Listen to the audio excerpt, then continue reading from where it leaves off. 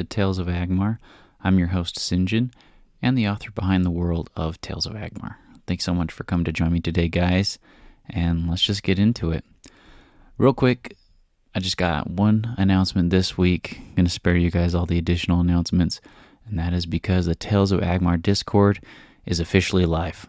All right, it's going to be up there. I'm going to post a link down in the description below, and everyone is welcome to join this. It's going to be free, totally community built, community driven. I'll get more moderation in there as we keep going on, but definitely, again, just feel free to join, guys. It's out there for you guys to talk to me, to talk about the world, talk to each other. Should be great.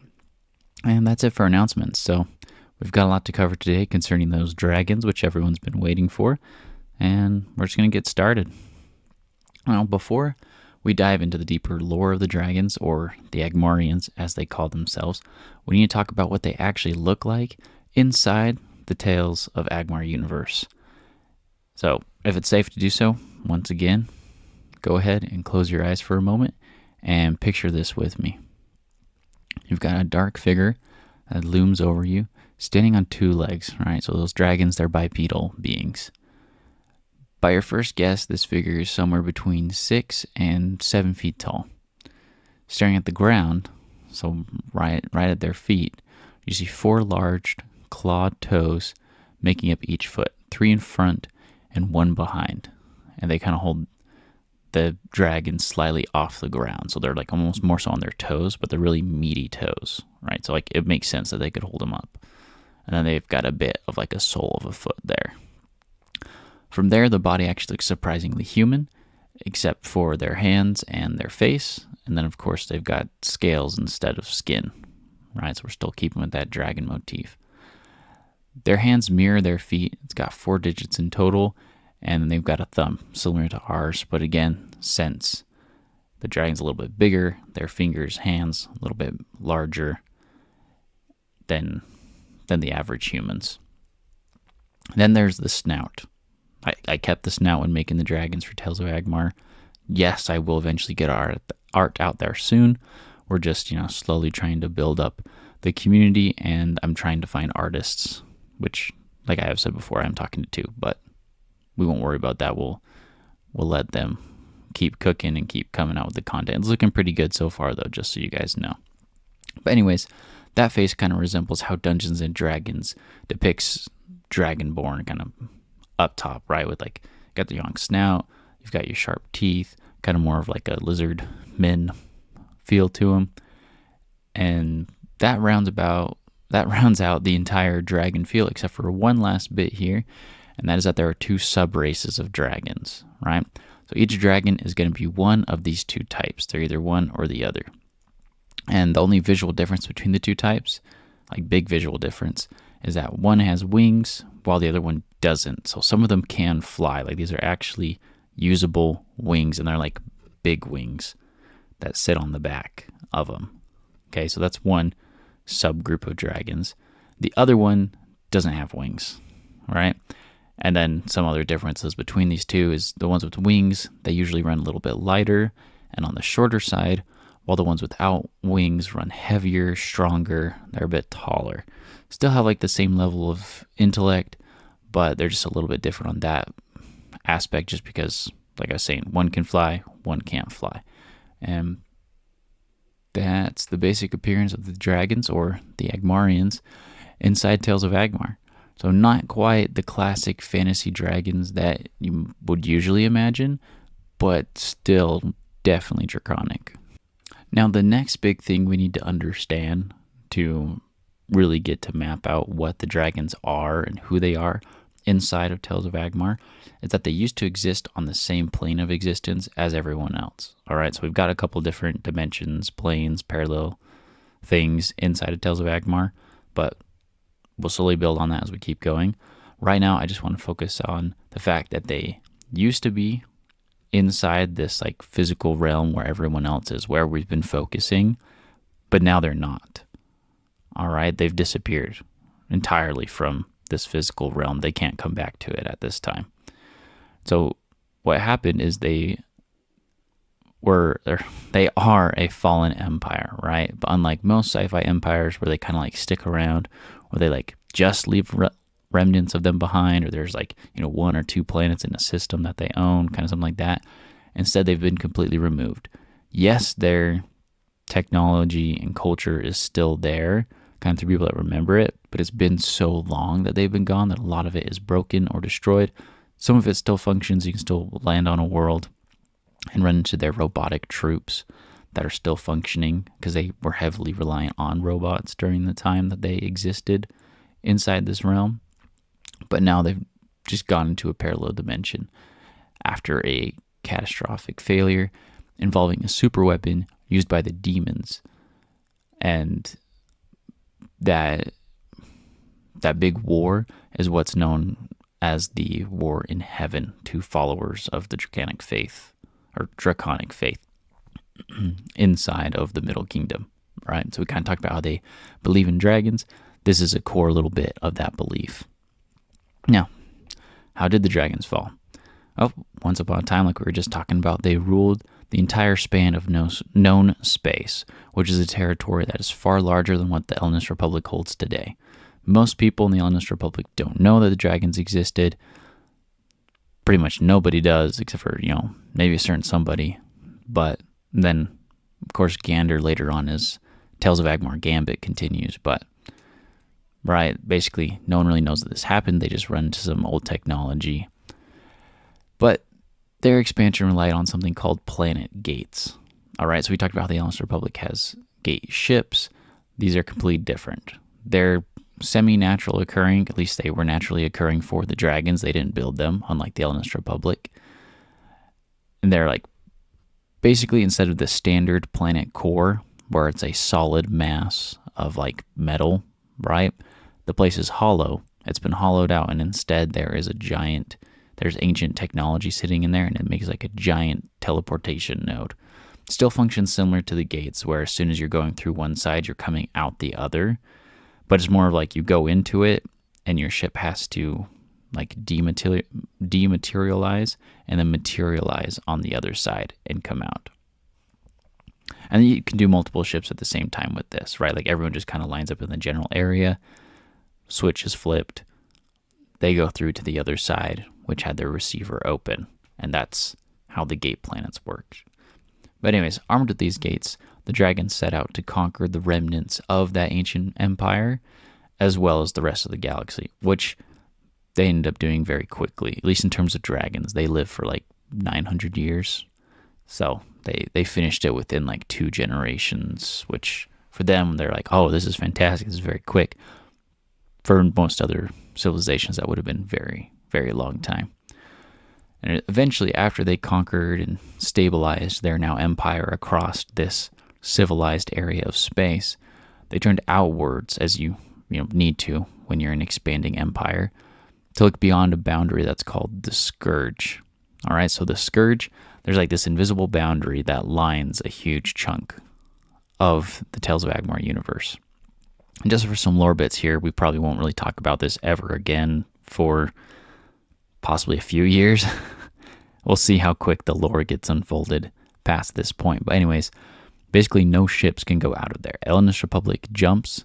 They can't jump out there. Their short space doesn't work past that point. The gate ships, there's not any past that point right now, so they don't do that. And more specifically, these gate planets didn't exist past that point. They would all end about up to that boundary, and any scanners anyone has doesn't make it past that boundary. It's very, very fuzzy. There's something stopping everyone from being able to see outside of this chunk of the galaxy. Now, hardly any of these planets were populated. Basically, like 99.99% of them were not populated. They were just empty planets, but some were habitable. Another good thing to go there, start a new colony, get some more resources, continue to build up that empire, right? That's what these dragons are doing. Eventually, however, the dragons do encounter the Varkun. I've swapped the spelling and like how to say it a number of times, but it's the Varkun. And today, that is the present day demons, right? Is these Varkun. And what started as a brief conflict turns into something much larger. Initially, when the dragons meet up with the Varkun, they don't like meet up, right? But like they find them. Their first contacting begins in conflict. Eventually, a contest is started to try to appoint some central ruler over the Varkun, which they didn't have. Varkun, which they didn't have before. He would have been called a Varkun. And once that guy was chosen, they ended up actually turning around and just attacking the dragons anyways, starting the first official Varkun war between the Agmarian Empire and the Varkun. Eventually, that gets put down. The Varkun are calmed, and we get this era of peace, or at least everyone thinks it's peace. But really, what ended up happening is after they've been integrated into the Dragon's Empire, which the dragons had done countless times before with no problem, these new allies had some other plans. And using their innate gift for manipulation and their horrifying art of flesh crafting, which we will dive into another time during a demon-specific episode that we'll talk about in the future once they become more relevant within the lore, which is probably going to be sooner than later. It's going to be a lot sooner than when we talk about the Scourge again. But anyways, the demons rallied new allies from disgruntled denizens of the Agmarian Empire, built massive armies, and relied heavily upon this new species called the Wolps, which is kind of like a Lupin-like figure. So space werewolves, just stick with me here. And that's a species that reproduced way faster than humanity and actually worked perfect for their flesh crafting. And so those two things together led to them making a whole bunch of these like massive generalist soldiers that they could just throw at the Agmarian lines. And thus we have the Second War, which is remembered as the War in Heaven for everyone.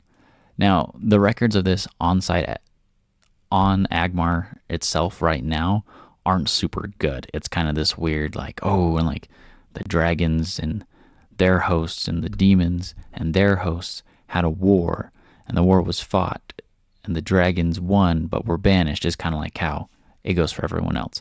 What really happened, we'll give you guys a sneak peek of this now. I might write a book about it later, but the demons come out with this super weapon called an arc ship.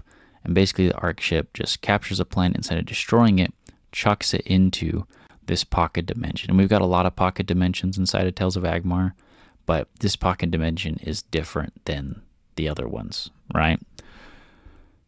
And eventually we get to a final battle where the demons bring 3 arc ships. It's right over Agmar itself, right over the Agmarian home planet. And the dragons come up with the plan to go board one of the ships, harmonize their crystals with each other in an effort to suck the ships away, as well as a huge chunk of the demonic forces. Because usually these are kind of held in the middle of like a massive swarm of the demon ships. And so, right, like it's a suicide mission. Whoever goes is going to die, but they have a team trained for it. They go, they do it. They fail successfully. Instead of it just taking all of the dragons with them, all of the demons with them, it took all the demons and all the dragons pretty much across the entire planet, except for anyone that was kind of outside in the Scourge area, right? So it was like, boom, massive flux of energy, lots of people disappearing in an instant. It takes the basically like frequency of these two individuals. It took out pretty much everyone else, or like de-evolved them basically, right? And the dragons end up in one dimension, the demons in another dimension, with connections between each other. It's kind of this weird, interesting, like, gate block thing. Not somehow, we'll explain it later, but thanks to a little bit of tinkering from the dragons, they've made it so that they sit between the demons and their influence of the mortal world, kind of. They're still basically like a small stream where the demons can influence thoughts and feelings of people, but they can't exactly like appear very easily. Neither can the dragons because of this, but it directly stops the demons, right? And that's kind of their big thing, is to go against the demons. And that covers up essential history, right? Now, what do the dragons do now? We kind of talked a little bit about that for just a minute, but we're going to dive into that. But for starters, they're immortal now, right? They live way past 900 years. They could definitely still die, but no one's died yet, so they just believe they're immortal. But spoiler for later. Anyways, from their new dimension, right, they mainly influence Agmar, acting like its personal gods, largely out of spite towards the demons, whom they believe are responsible for their current exile, right? So it's kind of like the demons put us here, we're going to make them pay. That's how the dragons feel about this whole thing. And over time, the dragons have split into two very different philosophies. The first one, they take this more like protector stance, right? Where they're like, oh, we need to stop the demons at all costs. Like, it's our fault. The demons were unleashed upon the known galaxy. We found them. We integrated them instead of, committing genocide, which would have been really bad. And they are now worshipped as the gods of the Middle Kingdom, right? These are the dragons that heavily influence people. Everyone's like, oh, these guys are fantastic, right? And so they don't directly oppose or are opposed to by, but lose people to kind of like this resigned class, this drawn back group of dragons, which is slowly gaining popularity because a lot of people, a lot of Agmarians are like, man, like, our time in the universe is over, right? We don't really need to be involved with politics of the physical world. Like, we can just worry about ourselves and enjoy our, weird perpetual state of existence. And that's kind of what they do, is they just kind of sit there and enjoy this little limitless world that they live in. So it's not really little, but yeah. Now, that first group, right, they're the ones that's going to use their new abilities to bless or empower their followers, right? So that's where we get the dragon blessed from, and by a byproduct, that's where we get the gear blades from. Now, these blessings are mostly random. The dragons don't know exactly how they happen. They just know that they do happen, and that if like an individual comes to them in like this in-between world, they can directly bestow gifts upon them. And these gifts kind of differ for each dragon. All right, and that's where we get a lot of our magic from, is from these different dragon deity-like creatures, when really they're just tapping into different energy sources within inside this new dimension that's been created. But anyways, that's where we're going to leave everything for today. Quick reminder, right, that Discord is posted. It's live. Please click, join us. More than happy to have you guys come by. And I'll probably be posting updates about the book every Saturday in the Discord. So that will be just right after, like the day after this comes out, right? So it'll be Saturday for my time zone, might be Sunday for some people. But that's about when I'd like to post an update about how the book is going. Anyways, thanks so much for stopping by again, guys. We're going to be here next week with a new episode. We are actually going to dive into the gear blades next week, talk a little bit more about them. Since we talked about the dragons this week, it will flow super well. But yeah, that's been it. So have a good week, and I will see you guys next time.